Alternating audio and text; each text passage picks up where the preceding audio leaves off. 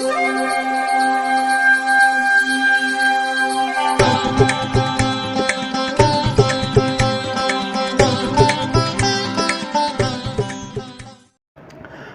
வசந்த காலம் YouTube channel வாயிலாக ஜோதிடர் சண்முகப்பிரியன், சென்னை அடையாறிலிருந்து மாதாந்திர ராசி பலன் பார்த்துட்ருக்கோம். அதில் இந்த குரோதி ஆண்டு, அதில் வரக்கூடிய சித்திரை மாதம், இதற்கான பலாபலன் ரிஷபராசிக்காரர்களுக்கு எப்படி இருக்கும் அப்படிங்கிறத பார்க்க போகிறோம். அதற்கு முன்னாடி இந்த சூரியனை மையமாக வைத்து சொல்வது தான் மாத பலன், சந்திரனை மையமாக வைத்து சொல்லுவது தினப்பலன். இப்போ சூரியன் வந்து சித்திரை மாதம் 1ஆம் தேதி மேஷத்துக்கு வந்துட்டார், மீனத்திலிருந்து. ஏனைய கிரக மாற்றங்கள்லாம் என்னென்னு பார்த்தோம்னா 22/4/2024 மீனத்துக்கு செவ்வாய் மாறுகிறார். 25/4/2024 மேஷத்துக்கு சுக்கிரன் மாறுகிறார். 1/5/2024 மேஷத்தில் இருந்த குரு பகவான் உங்கள் ராசியான ரிஷபத்துக்கு வரார். குரு பயிற்சி அன்னைக்கு தான். அதற்கு பிறகு 6/5/2024 மேஷத்திற்குள் புதன் வருகிறார். இந்த மாற்றங்கள்லாம் உங்கள் ரிஷபராசிக்காரர்களுக்கு என்ன மாதிரியான பலனை செய்யும் அப்படிங்கிறத இப்போ நம்ம பார்க்க போகிறோம். ரிஷபராசியை பொறுத்த வரைக்கும் இப்போ வந்து 12ஆம் இடத்துக்கு சூரியன் வரப்போகிறார். சூரியன் அப்படிங்கிறவர் வந்து உங்களுக்கு சுகஸ்தானாதிபதி, 4 குடைய கிரகம்.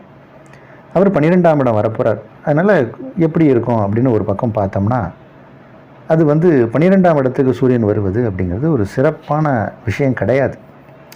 காரணம்னா அவர் சுகஸ்தான அதிபதி, ஒரு கேந்திரத்துக்கு அதிபதி, 12ஆம் இடம் வரார். அதே மாதிரி மே 1ஆம் தேதி குரு பகவான் உங்கள் ராசிக்குள்ளே வரப்போகிறார். குரு ராசிக்குள்ளே வரும்போது கொஞ்சம் உடல் உபாதைகள் ஏற்படலாம், கொஞ்சம் கவனமாக இருக்கணும். 12ஆம் இடத்தில் சூரியன், ராசிக்குள்ளே குரு, இந்த மாதிரி ஒரு நிலையில் இந்த மாதம் ஃபுல்லாக இருக்க போகுது. அப்படி இருந்தால் என்ன ஆகும் அப்படின்னா, இந்த இப்போ வேண காலம், சம்மர் டைம். அப்போ இந்த சம்மர் டைப் ஆஃப் என்னென்னலாம் டிசீஸ் வருமோ அது எல்லாமே வரும். அதனால் நிறைய குளிர்ச்சியான பானங்கள், குளிர்ச்சியான ஆகாரங்கள் சாப்பிட்ணும். வெயிலில் ரொம்ப சுற்றக்கூடாது.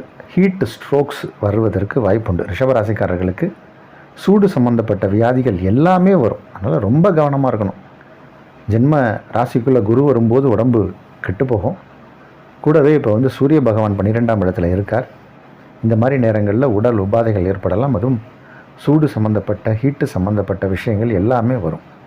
குளிர்ச்சியான ஆகாரம், குளிர்ச்சியான பானங்கள் இதெல்லாம் சாப்பிடணும்.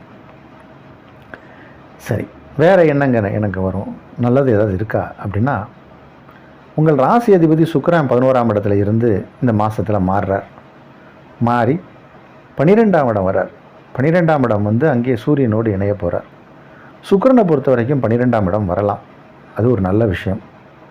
அதே மாதிரி 7 கிரகம், அவர் உங்கள் ராசிக்கு 10ஆம் இடத்துல இருந்தார். அந்த செவ்வாய் பகவானும் இப்போ 11ஆம் இடம் வரப்போகிறார். 7 11ஆம் இடம் வந்தால் நம்மளுடைய மனைவி வர்க்கம் மூலம் லாபம், ஆதாயம். நீங்கள் ஆணாக இருந்தால் உங்கள் மனைவி வர்க்கம், மனைவி மூலம் ஆதாயம் உண்டு.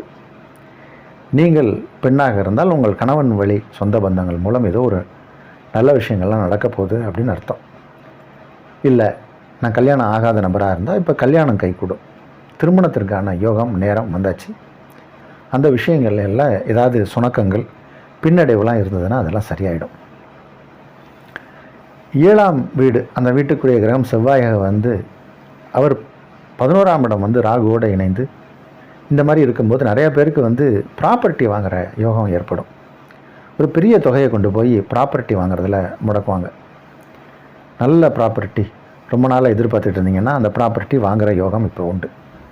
என்கிட்ட எங்கே சார் காசு இருக்குது, நான் எங்கே சார் வாங்க போகிறேன் அப்படின்னா வாங்கிறதுக்கான லோன் கிடைக்கும். இப்போ ஹவுசிங் லோன், பேங்கிங் லோன், இந்த மாதிரி லோன் கிடைக்கும். நம்ம லோனுக்காக லோன் அலைஞ்ச காலம்லாம் போய் லோனுக்காரங்க இப்போ உங்களை தேடி வருவாங்க, லோன் கொடுக்குறேன் அப்படின்னு. இப்போ லோன் கிடைக்கிற நேரம் வாங்கிடுங்க. நிலம் வீடுலாம் வந்து கடன் வாங்கி தான் வாங்க முடியும். அதற்காக வாங்கப்படும் கடன் அடையும். நம்ம வந்து சில தப்பான ஆக்டிவிட்டீஸ்க்காக கடன் வாங்குவாங்க, அதுதான் பண்ணக்கூடாது. தவிர நிலம், வீடு, வண்டி, வாகனம் இதெல்லாம் வாங்கிறதுக்கு கடன் வாங்கினா தான் முடியும். கல்யாணம், காட்சியெல்லாம் கடன் வாங்கி தான் எல்லோரும் செய்வாங்க.